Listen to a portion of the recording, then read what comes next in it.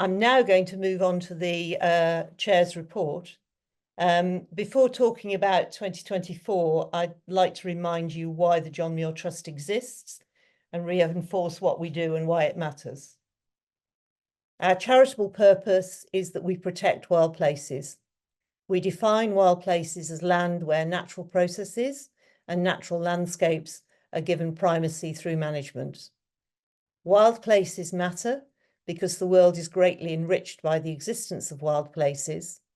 They safeguard natural processes of extraordinary complexity and beauty and challenge human understanding.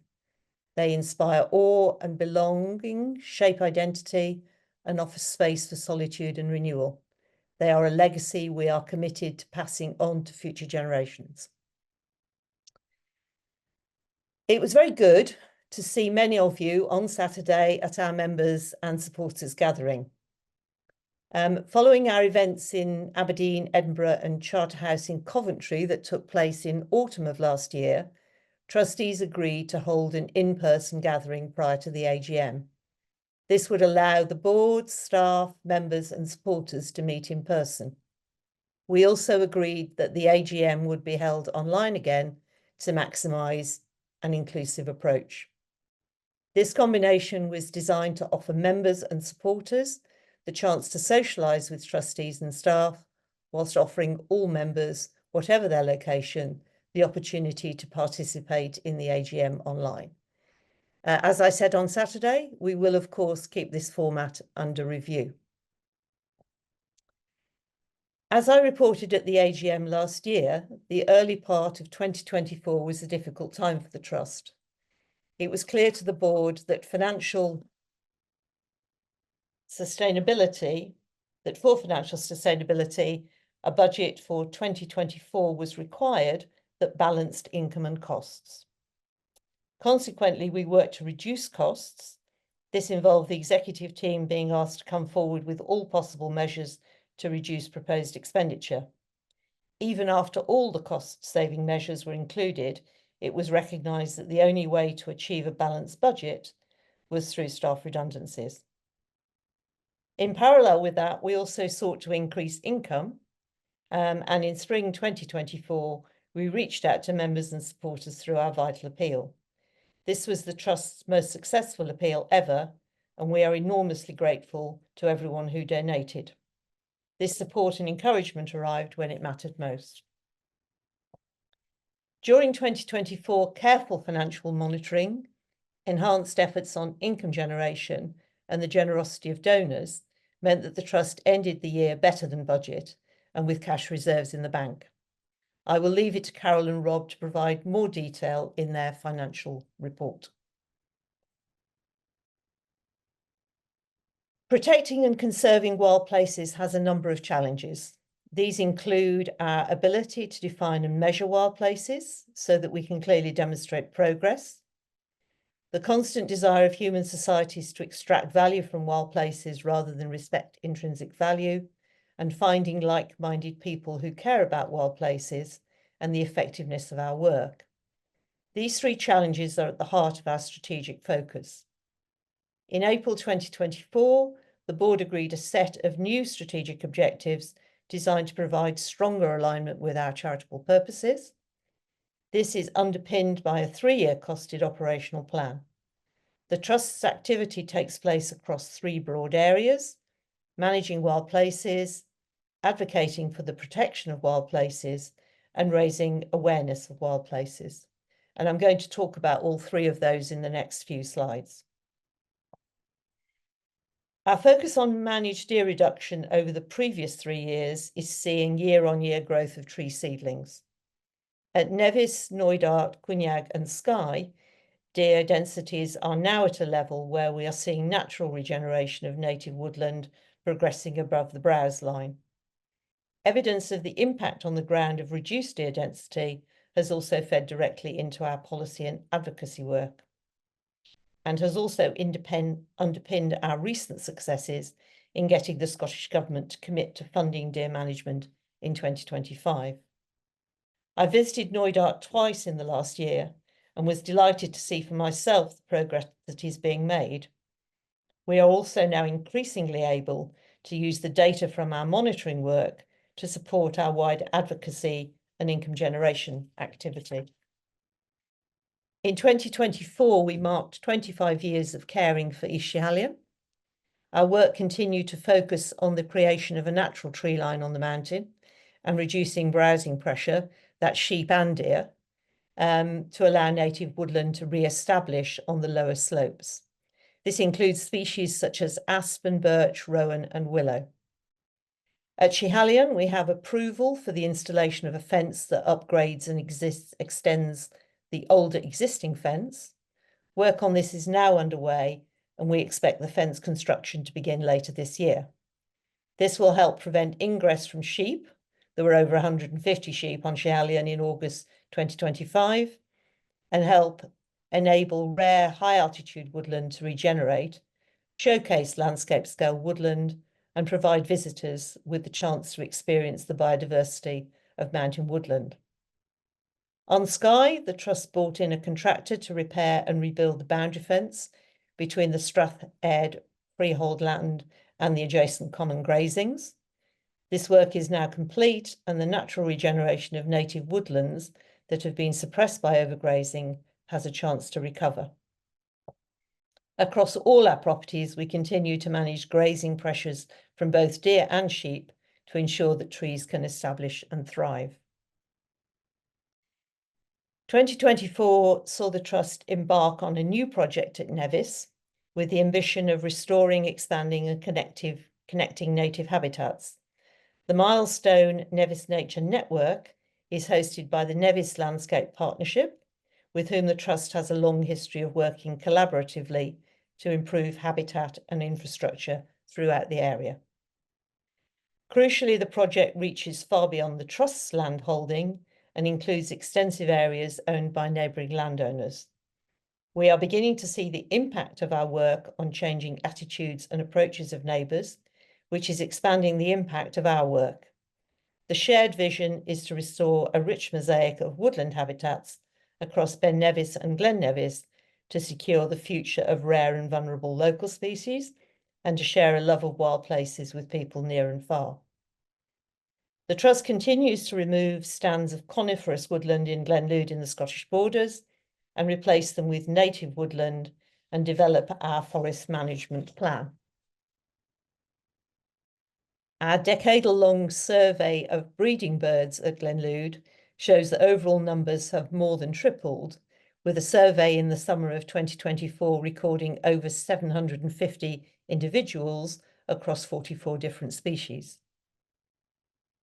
In the Lake District, the Thirlmere Resilience Partnership aims to build flood resilience through tree growth, equipping the catchment to withstand the effects of climate change and secure better raw water quality.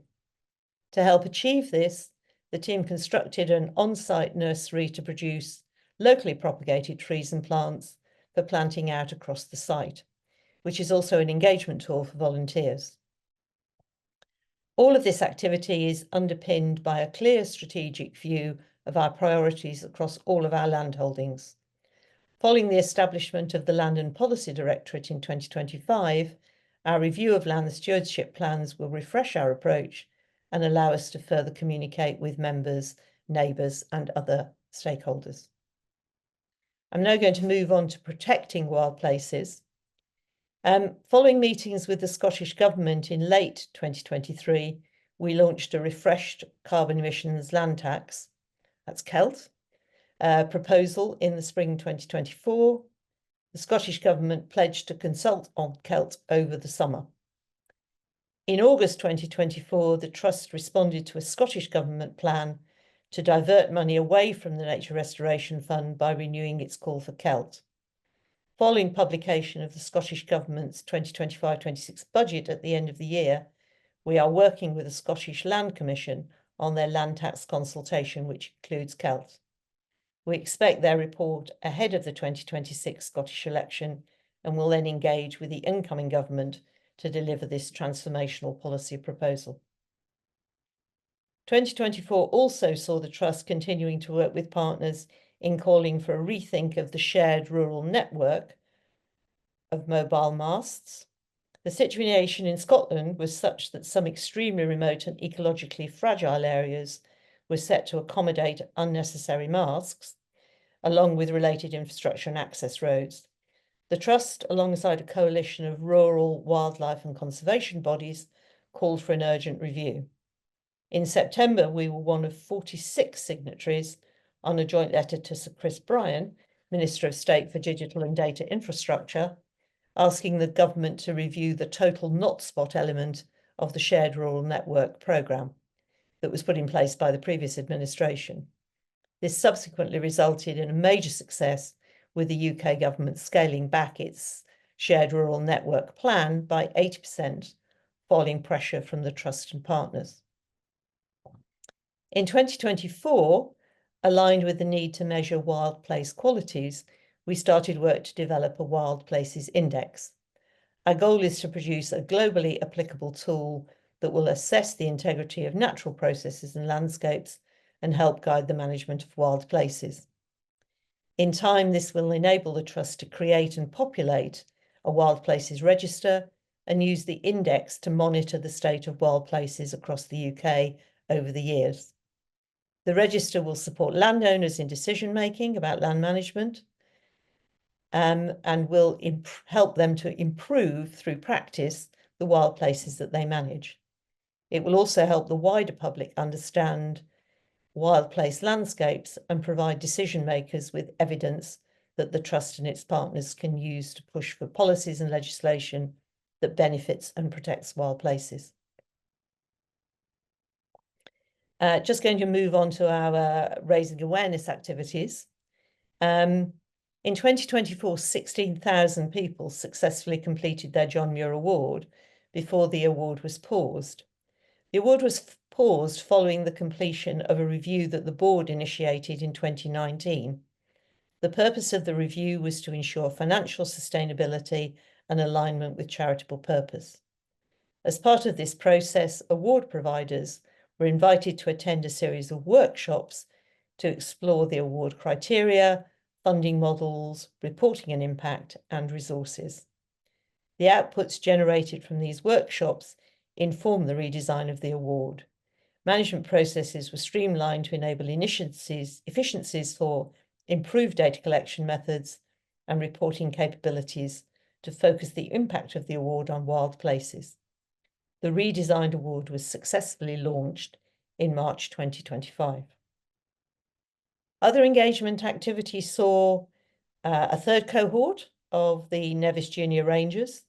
They successfully completed the programme in 2024, and it was delivered in partnership with Lochaber High School and supported by other NGOs in the area. The initiative provides young people with skills they need to prepare for a career in countryside management. The Connect Outdoors programme is one that introduces underrepresented communities to the outdoors in a way that inspires long-term and meaningful engagement with the natural world. This was piloted by the Trust, More Outdoor and Tyzo in 2023. The programme was awarded funds from the National Lottery Heritage Fund and shortlisted for a Nature of Scotland Award in 2024. The funding will enable the partners to organise a further series of 15 Connect Outdoors hiking programmes over the next 3 years. 2024 also marked 12 years of developing native woodland habitat in our Glenlude Phoenix Forest with partners Phoenix Futures. Phoenix Futures is a UK charity that helps people overcome drug and alcohol problems. Its Recovery Through Nature programme, supported by the John Muir Award, has had particularly strong results. In April, 60 people, including 2 MSPs, planted a further 250 trees to mark people who successfully completed the programme in the previous year. In the autumn, the Trust ran an event at our Charterhouse Heritage Park project in Coventry. Members and supporters joined us for a walk around the site, followed by a talk to learn about plans to regenerate this unique urban wild place. I'm just going to take a couple of minutes now to look ahead. As a charity, we manage some of the most iconic wild places in the UK, and every action we take on these sites is designed to enhance the wild place qualities both in terms of natural processes and natural landscapes. If we take, for example, natural processes on Knoydart, where tree growth was seriously inhibited by large deer numbers, for trees to establish and thrive, the Trust initiated a programme of culling 3 years ago that fills the void of the apex predator. This has led directly to conditions that allow the regeneration of trees. Whilst maintaining deer numbers at a level that allows trees to thrive, we need to look at the next stage, which in terms of natural processes is the need for scarification. However, before we do that, we need to consider the problem of eradication of invasive non-native species. On Knoydart, this is mostly Gunnera, Rhododendron ponticum, and Fuchsia. Another part of managing a wild place is the natural landscape. And here, for example, at Knoydart, we need to look at removing the straight line habitat scarring that has occurred through the use of fencing in the past and start organising their removal. The beneficial of these actions can and should be measured, and that's where the Wild Place Index comes in. We will continue to develop the Wild Place Index, and we are also seeking to influence the Scottish Government's package of climate change policies most relevant to wild places. This includes deer management reforms, protecting wild places under threat from onshore wind farms, and other large-scale infrastructure. And we're looking to include wild place protection in any future designation review. We will continue to work to achieve long-term landscape scale regeneration with our partners at Nevis, Schiehallion and Thirlmere. With partners, we will also start to look for other sites across the UK using the biogeographic zones framework to help ensure we identify wild places across the length and breadth of the country. The first of these for the Trust is Charterhouse near Coventry. We are working with Historic Coventry Trust to take on the management of a wild place in an urban setting. This is a site where primacy is now being given in future management to natural processes and natural landscapes. The board agreed in 2025 to take on the management of the John Muir Way, a long-distance trail between Dunbar and Helensburgh. Watch this space for volunteering and engagement opportunities along its length. 2024 finished positively for the Trust, and we enter 2025 with optimism and a renewed commitment to our charitable purposes. Before I finish speaking, I'm pleased to provide an update to a proposal we received from a member, Mr. Peter Fawkes. Mr. Fawkes proposed that the board put in place a mechanism by which members have sight of and the means to support any special resolution proposed by an individual member. This is so that any special resolution might achieve the 5% of members' support needed to go before a general meeting, as required by the Articles of Association. To pass a special resolution requires 75% in favour vote at the AGM. The Trust took legal advice on this, and our legal advisor noted that this proposal would be implemented at the board's discretion. And I'm pleased to confirm that at the June 2025 board meeting, trustees agreed to introduce a mechanism to facilitate such special resolutions. And this is now available on the Trust's website on the main governance page. I would like to take this opportunity to thank our supporters, members, volunteers, staff, trustees and partners for their invaluable support. Thank you very much.